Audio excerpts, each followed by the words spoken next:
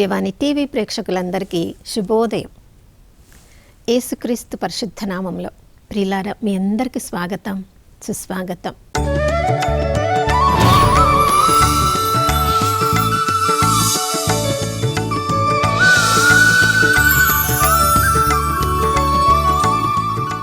గడిచిన దినమంతా కాచి కాపాడిన దేవునికి పూర్ణ హృదయంతో, పూర్ణ ఆత్మతో, పూర్ణ శక్తితో వందనాలు తెలియచేద్దాం. ఈ ఉదయకాలంలో కూడా నమ్మదగిన దేవుడు, విశ్వసనీయుడు మనందరిపై నూతనంగా తన ప్రేమను, కరుణను కుమ్మరించారు ప్రియులారా. ఆ దేవుని ప్రేమ ఎప్పుడు కూడా మనల్ని ఆవరించి ఉంటుంది. యోహాను రాసిన మొదటి లేఖ 2వ అధ్యాయం 1వ వచనంలో తండ్రి కుడి ప్రక్కన కూర్చున్న యేసుక్రీస్తు ప్రభుల వారు ప్రతి క్షణము తన గాయములను తండ్రికి చూపించి, నీ పేరు నా పేరు చెప్పి, తండ్రి వారి తరపున నేను న్యాయవాదిగా ఉన్నాను, వారి తరపున నేను ప్రార్థన చేస్తున్నాను, నా విజ్ఞాపనను మన్నించి నా కుమార్తెను దీవించు, నా కుమార్తెను ఆశీర్వదించు అని ఎవరెవరైతే ఆ ప్రభు మీద ఆధారపడి ఉన్నారో, ఆ ప్రభు ప్రేమను, కృపను నమ్ముకొని ఉన్నారో వారందరి తరపున విజ్ఞాపనకర్తగా మన ప్రభువే ఉన్నారు ప్రియులారా. కాబట్టి ఈరోజు ఏ పరిస్థితి ఎదురైనా ఆ ప్రభువు ప్రేమలో అన్నిటినీ ధైర్యంగా ఎదుర్కొందాం, ముందుకు సాగిపోదాం. అవును ప్రియులారా, మన జీవితంలో దేవుని ప్రేమ ద్వారా మనం ముందుకు సాగిపోతూ ఉన్నప్పుడు దావీదు కీర్తనకారుడు 37వ కీర్తనలో చెప్పినట్లుగా మన చుట్టూ జరుగుతున్న పరిస్థితులను మనం చూసినప్పుడు మనము దేవుని ప్రేమ మీద ఆధారపడి, దేవుడు చెప్పిన ఆజ్ఞలను పాటిస్తూ, దేవుడు చూపించిన అడుగుజాడుల్లో నడుస్తూ ఎంత కష్టపడినా కూడా కొన్నిసార్లు మనం చేసే పనులు విఫలమైపోతాయి. మనము ముందుకు సాగలేని పరిస్థితులను మనం ఎదుర్కొంటూ ఉంటాం. ఏ రోజుకు ఆ రోజుకి, ఏ పూటకు ఆ పూటకు అన్నట్లుగా మన జీవితాలు కొనసాగుతూ ఉంటాయి. కానీ చాలామంది దైవ భయము లేని వారు, తమ ఇష్టము వచ్చినట్లుగా జీవిస్తున్న వాళ్ళు, వారి జీవితాలను మనం గమనించినప్పుడు వారు ఈ లోకంలో ఎంతో సంపన్నులుగా ఉంటారు, ఎంతో ఉన్నత స్థితిలో ఉంటారు. వాళ్ళు ఏ పని మొదలు పెట్టినా కూడా విజయవంతంగా దాన్ని కొనసాగిస్తూ ఉంటారు. వాళ్ళు ఎవరితో స్నేహం చేసినా వాళ్ళ స్నేహము ఎంతో బాగా విరాజిల్లుతూ ఉంటుంది. ఇలాంటి పరిస్థితులను మనం చూసినప్పుడు మన హృదయంలో ఎంతో బాధగా అనిపిస్తుంది. ప్రభా, నీ మాట చొప్పున నేను జీవిస్తూ ఉన్నప్పటికీ నా జీవితంలో ఏ సంతోషం లేదు, ఏ సమాధానం లేదు. కానీ దైవ భయము లేకుండా తమ ఇష్టము వచ్చినట్లుగా దుష్టులుగా జీవిస్తున్న వారు ఎంతోమంది ఈ లోకంలో అభివృద్ధి చెందుతూ ఉన్నారు. అటువంటి వారిని చూసి నిరాశ మనకు కలిగినప్పుడు ఈరోజు దావీదు కీర్తనకారుడు 37వ కీర్తన ద్వారా మనతో మాట్లాడుతున్నారు ప్రియులారా.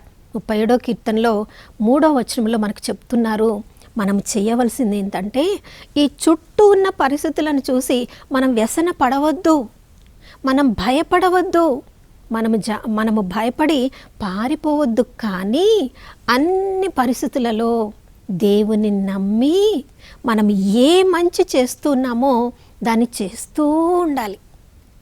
మనము ఇతరులు దుష్టులుగా ఉన్నారు కదా, వాళ్ళకు తగినట్లుగా వారు చేసిన కీడుకి నేను కూడా ప్రతి కీడు చేస్తాను, అలా కాదు, మేలు చేత కీడును జయించాలి అంటున్నారు ప్రభు. ప్రియులారా, అది దేవుని గుణం. అది ఆ ప్రభువు తన ప్రేమ ద్వారా మనందరినీ కూడా చేయమని ఆశపడుతున్న మొదటి సూత్రం.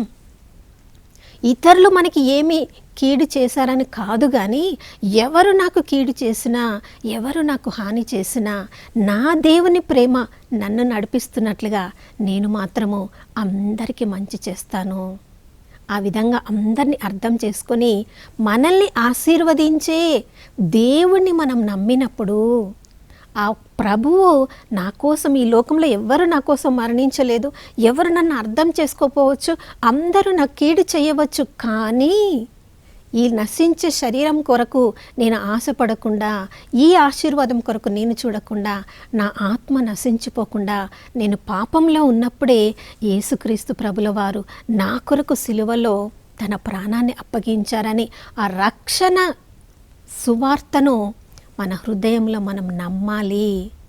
ఆ ప్రభు చూపించిన మార్గంలో మనం నడిస్తే ప్రియులారా, ఆ ప్రభు యొక్క దేశాన్ని మనం స్వాధీనం చేసుకోగలము.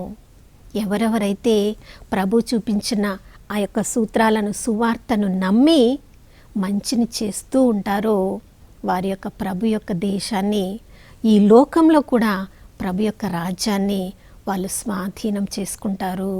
ప్రియులారా, చుట్టూ జరుగుతున్న పరిస్థితులను చూసి వేదన పడడం కాదు, చుట్టూ జరుగుతున్న పరిస్థితులను చూసి హృదయ వేదనలో మనము దిగులుగా రోజంతా గడపడం కాదు, కానీ ప్రభువునొక్కననే ఆనందప్రదునిగా నీవు భావింపుము. మనుషులు ఎవరు మనల్ని సంతోష పెట్టరు ప్రియులారా. మనుషులు ఎవరి సంతోషాన్ని వాళ్ళు కోరుకుంటారు, కానీ ఎవరో వచ్చి మనల్ని సంతోషపెట్టాలని ఈ లోకంలో ఎవరు జీవించరు. మనం అలా ఆశ పడకూడదు కూడా. మన హృదయము ఆనందింపవలసింది ఆ ప్రభువులో మాత్రమే. ఆ దేవుణ్ణి ఒక్కరిని మనం హృదయము ప్రభువులో ఆనందించగలిగితే చాలు. మన పరిస్థితులన్నిటిలో నా జీవితము నా దేవునికి ప్రీతికరంగా ఉండాలి, ఆ ప్రభువు నా జీవితాన్ని చూసి ఆనందించాలి. ప్రభువుకు ప్రీతికరంగా జీవించగలిగిన జీవితాన్ని మనం జీవించగలిగితే అప్పుడు ప్రభు మన కోరికలన్నిటిని కూడా నెరవేరుస్తారు.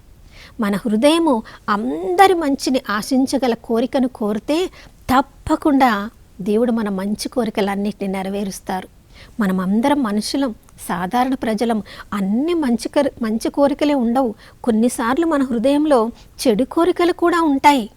కానీ ఆ దేవుని ప్రేమ, మనము ఆ దేవుడి మీద ఉంచిన మన దృష్టిని దేవుడు చెడు కోరికల నుంచి మరల్చి మంచి కోరికల మీద ఆయన మన దృష్టిని నిలుపగలరు. అదే మనం ఫిలిప్పీలకు రాసిన లేఖ 2వ అధ్యాయం 13వ వచనంలో మనం చదువుతున్నాం. ఆయన ఉద్దేశంను అనుసరించి ఎవరెవరు ఈ లోకంలో జీవిస్తున్నారో మనలో ఉన్న చెడును పూర్తిగా తీసివేసి మంచిగా మార్చగలిగిన ఆ దేవుణ్ణి మనం ఆనందప్రదునిగా భావిస్తే దేవుడు మనకు తీర్చని కోరికంటూ ఈ లోకంలో ఏమీ ఉండదు ప్రియులారా. కానీ మనం మనుషులకి ప్రీతికరంగా మనం ఈ లోకంలో జీవించాలని ఆశపడినప్పుడు మనతో అవసరం ఉన్నంత వరకు వారు మనల్ని సంతోషింపచేస్తారు. ఒక్కసారి మన అవసరం తీరిస్తే వాళ్ళు కూడా మనుషులే కదా. వారు ఇంకా ఉన్నత స్థితిలోనికి వెళ్ళడానికి ఇంకా ఎవరు సహాయం చేస్తారో వారితో వాళ్ళు స్నేహితులుగా ఉంటారు, కానీ మనల్ని ఎందుకు ముందుకు తీసుకొని వెళ్ళాలనుకుంటారు. ప్రతి మనిషిలో, ఈ శరీరం ఉన్న మనిషిలో ప్రతి ఒక్కరిలో కూడా స్వార్థం అనేది ఉంటుంది. కానీ యేసుక్రీస్తు ప్రభుల వారిని మనము మన జీవితంలో ఆయనను సంతోషపెట్టాలి అని అనుకుంటే ఆ ప్రభు ఒక్కరే మన యొక్క కోరికలన్నిటిని కూడా నెరవేర్చగలరు ప్రియులారా. అంతేకాక ఇంకా కీర్తనలో 3వదిగా మన అన్ని పరిస్థితులలో ఆ ప్రభువు మీద మన భారాన్ని వేయాలి. కొన్నిసార్లు మన పాపపు స్థితిని మనం చూసుకున్నప్పుడు, మన యొక్క జీవిత పరిస్థితిని మనం చూసుకున్నప్పుడు మనకే చాలా భారంగా ఉంటుంది. ఈ పాపపు స్థితిలో నుంచి నేను ఎలా పైకి లేవాలి? భారముచే అలసి సొలసి ఉన్న సమస్త జనులారా నా యొద్దకు రండి అని ప్రభువే మనల్ని, మన పాపపు స్థితిని చూసి ఆయనను మనల్ని దూరంగా ఉంచడం లేదు ప్రియులారా. ప్రతి క్షణము కూడా ఆ కల్వరి వైపు మనం చూడాలని, ఆ పాపము నుండి విముక్తిని పొంది రక్షణ వస్త్రాన్ని మనం ధరించాలని ప్రభు ఎప్పుడు కూడా అలసి సొలసి ఉన్నవారా నా ఇద్దరికి రమ్మని ఆ ప్రభు మనందరినీ కూడా ఆహ్వానిస్తున్నారు. ఎవరెవరైతే పాపంలో ఉన్నప్పటికీ కూడా ఆ ప్రభు నా పాపాన్ని ద్వేషిస్తారు కానీ నన్ను ద్వేషించరు అనే విశ్వాసముతో ఆ ప్రభు యొక్క పరిశుద్ధ రక్తంలో మన పాపములను మనం కడుగుకున్నప్పుడు ఆ ప్రభువు ఆయన యొక్క మంచితనము, వెలుగు మన మీద ప్రకాశింపచేస్తారు.